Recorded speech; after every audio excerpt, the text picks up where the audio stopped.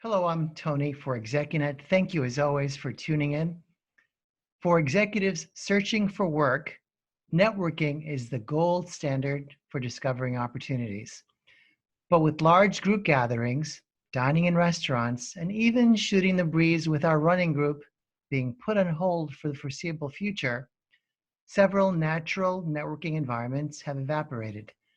Join me today to share ways you can maintain and grow your network while quarantined is my colleague, ExecuNet career coach, Harriette Lowenthal.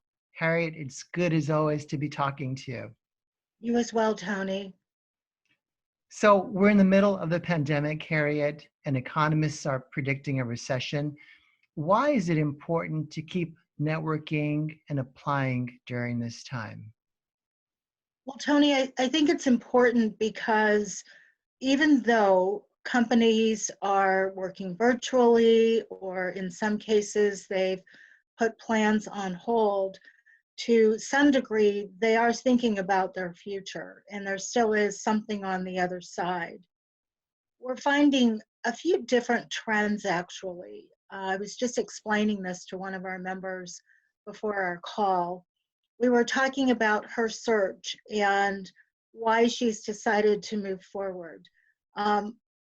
For number one, for her, it's a time to press pause and to really think about herself, think about her career, think about what's really important to her, and that's changed a bit with all of this going on. And therefore, what would she like to target?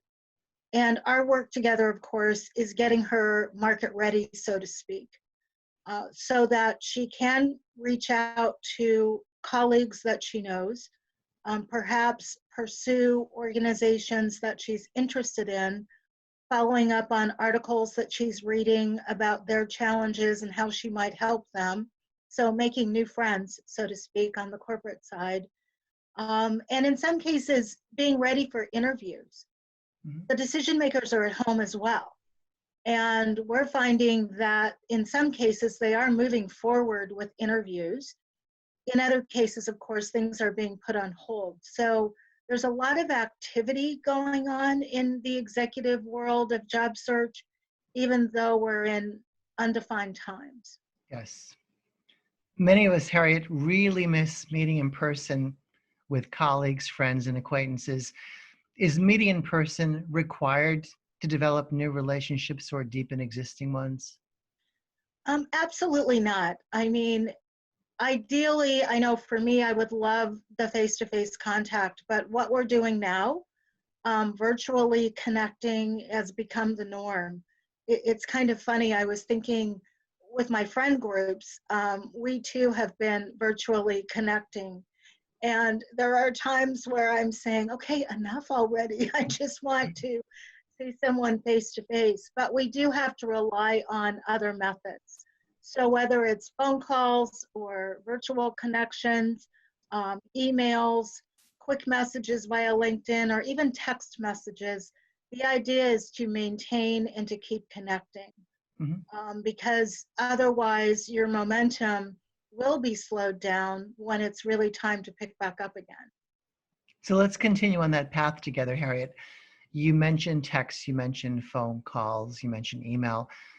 What are potentially a few other ways executives in search can be proactive in finding new ways to stand out and build visibility during this time? Right. Well, certainly staying on top of, or even being a thought leader in whatever your area is of specialty. Um, as many of you have noticed, there's plenty of articles and plenty of content out there, whether it's on our own website, ExecuNet, or LinkedIn, or Facebook, wherever you tend to look for career kinds of articles and so on, that you can, at the very least, comment upon. You can like them, you can share them, you can add a copy or a comment, excuse me, or if you're so moved, you can either author a post or an article yourself. It can be about what's going on within you right now. What are you thinking? What are your challenges and so forth? Or what are your ideas? So there's plenty of different ways to get involved and get noticed and stay active. That's the key. Absolutely. So keeping our networks active is very important.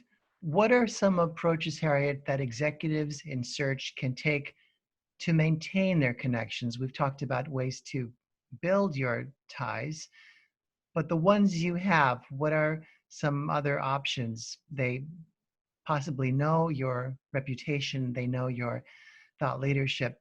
What are some things we can do during this time to just remind people that, hey, we're here? Well, reaching out to them, Mhm. saying similar kind of tactic, perhaps. I saw this article and I thought of you, Okay. those sorts of things.